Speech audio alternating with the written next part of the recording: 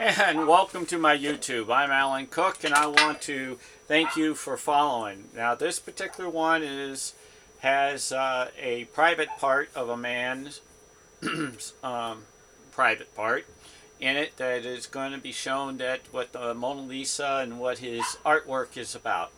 I want you to understand that this is a warning for younger children. Please understand, I'm going to put a warning.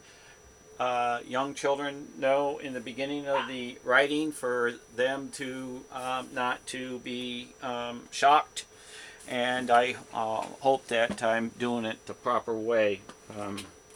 Maybe I have to put a disclaimer across the face of it, I'm not sure, but I do know that I am want to be proper about it. So if I'm not, I apologize, and I'm going to do my best if there is a problem. Okay? It will be corrected. I'm not trying to do anything wrong. Okay, now this particular painting is the Mona Lisa in an older age being serenaded by an extremely handsome man. It's set for viewing for you. This is the Mona Lisa itself, as you know, and it's a young child around 14 to 17, 18 maybe years old, in my opinion. And I want to show you that when I take this image right here, this is the man's private part, which is a sketching of Leonardo Da Vinci, the man with the penis. It's online, so apparently, and they don't put a disclaimer for it, so I believe I'm doing it proper. Now I want to show you that this is the older Mona Lisa, and if you overlay the older Mona Lisa in the particular side of it, you'll see how her face fits 100% in this circle area and fits perfectly in the top of his sketching. And you slide it on over and you see these is indentation in the arm run. This is in his own works, not mine, and how the pre-bent finger fits 100% exact. This is in his works.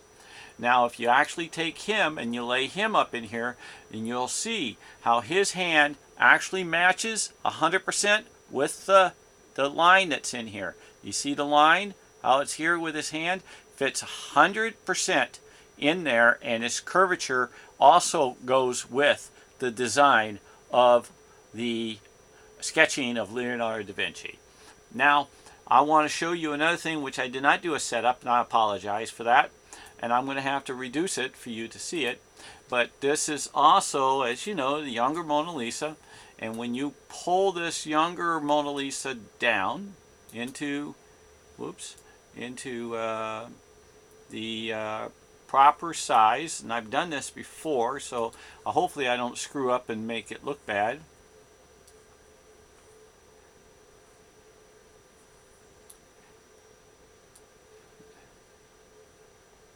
I'm going to have to make it a little larger and see if that got it.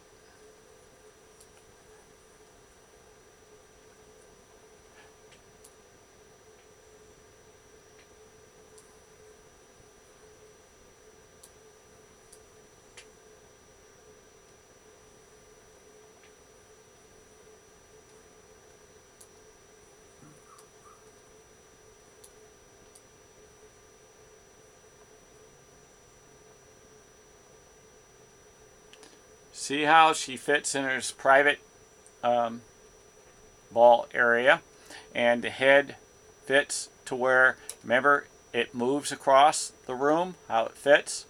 That's how it works. And this is just a quick deal here, but let me see if I could just etch it just a little bit more closer for you.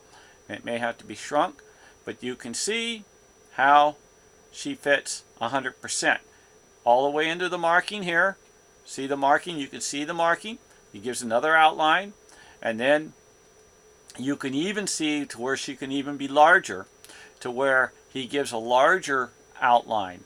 So if I wanted to make her larger, which I will, we'll see what she looks like in it for you to realize, and what he put in there.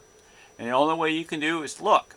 Okay, so I put it in there, and you can see how there's an angle slide. So what I'm going to do is I'm going to raise her up and see how she fits in it.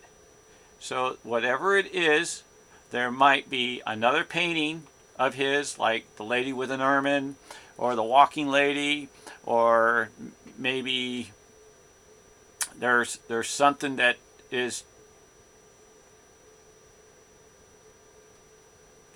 in here somewhere that I'm not catching on this particular ordeal. But that's what it is. He puts his sketchings, it looks like to me, if you use the outline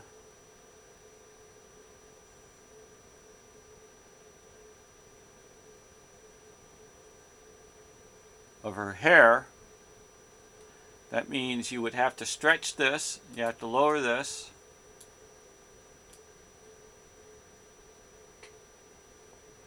that's probably it. She probably has to be reduced. Let's see. Let's give it a whirl. Let's see if we reduce her down a little.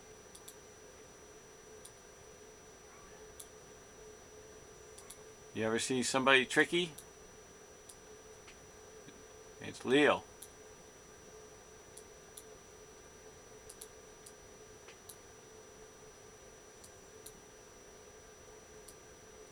I spent hours doing the setup, so what you're seeing now is pretty good, fast enough work. Okay, there's something more to this than meets the eye, whatever it may be. I promise you. Well, I do see something for sure. I have to examine it, because if you see the V, if you see this V here with the face, you can see that there's a V in the shadow above her.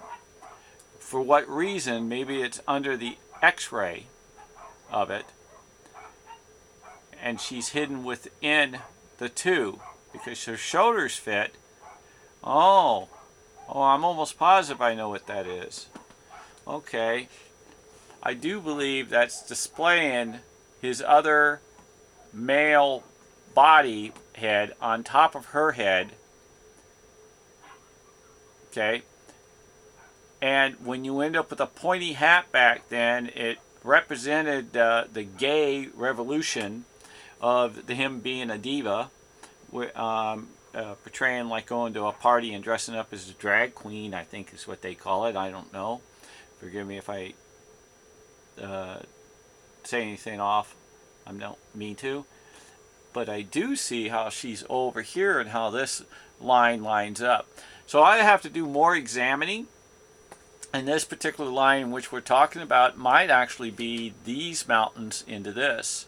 And now, because of the time frame in which I put you at, I'm so interested in knowing how come this is taken to be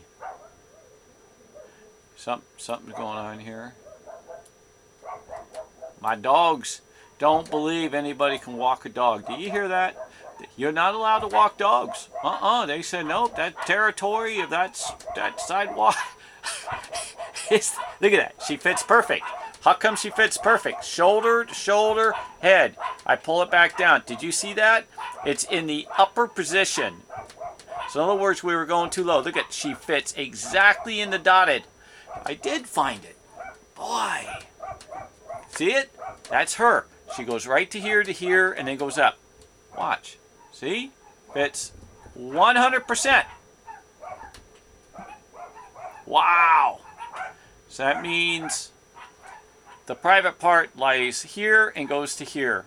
That means it's right in here, and to be right in here would be meaning that I need to blow up her chest, and you should see the two faces. A face aiming this way, a face aiming this way, and a mushroom. That's what should be on her chest. So we take this, and it's going to be real hard to see that for the reason is her chest is white, and her chest being white makes it real difficult to see through. So that means it would have to be a mushroom, and there have to be a face. There's a resemblance of a zigzag through here. And I know there's a zigzag through here because let me show you one that he does of a cat to give you an example of that he has done similar ordeals of such. Let's see if it's in this one. There's many x-rays I have. Let's see if I pull this down and go on up. I'll blow this up for you to see. See how it lights up a little bit more? You can see the face on this side. You can see a similar face on this side. And if you take a look, that he's giving you a face aiming this way and a face aiming this way.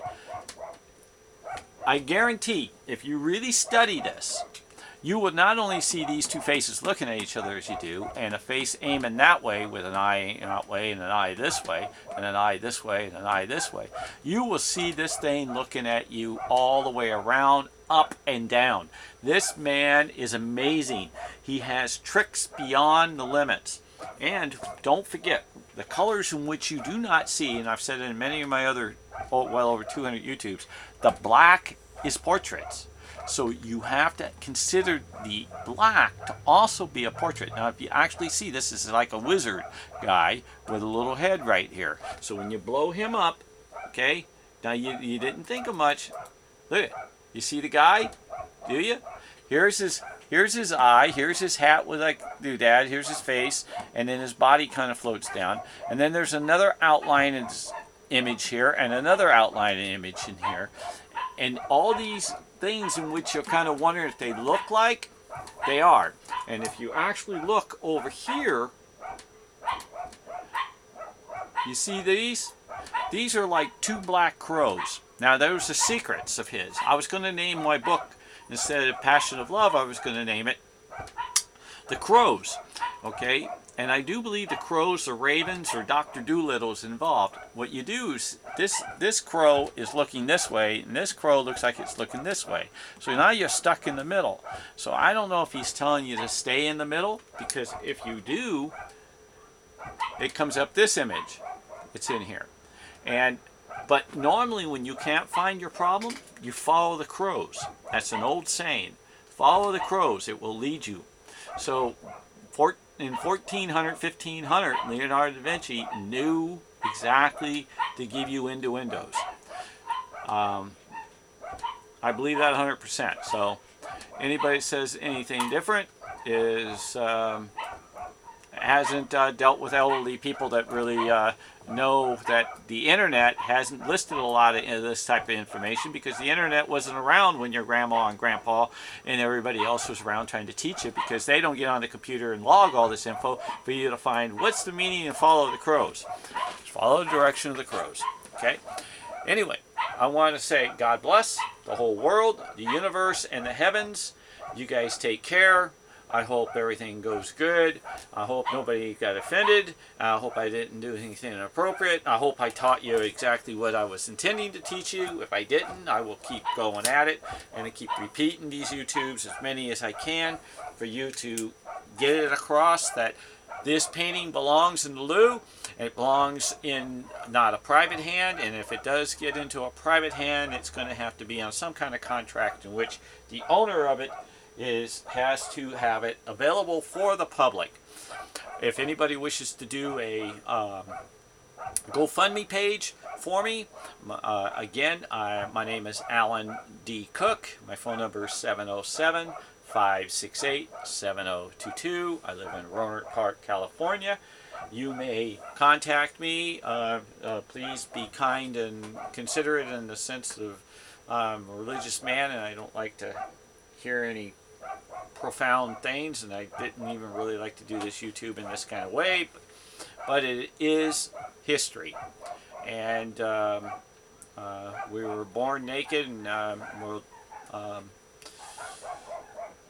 what can I say? Anyway, it's hard to try to describe it. I want to do it right, but it's difficult in this world. I know how it is. Anyway, again, God bless the whole world, the universe, and the heavens, and you have a good night. Amen.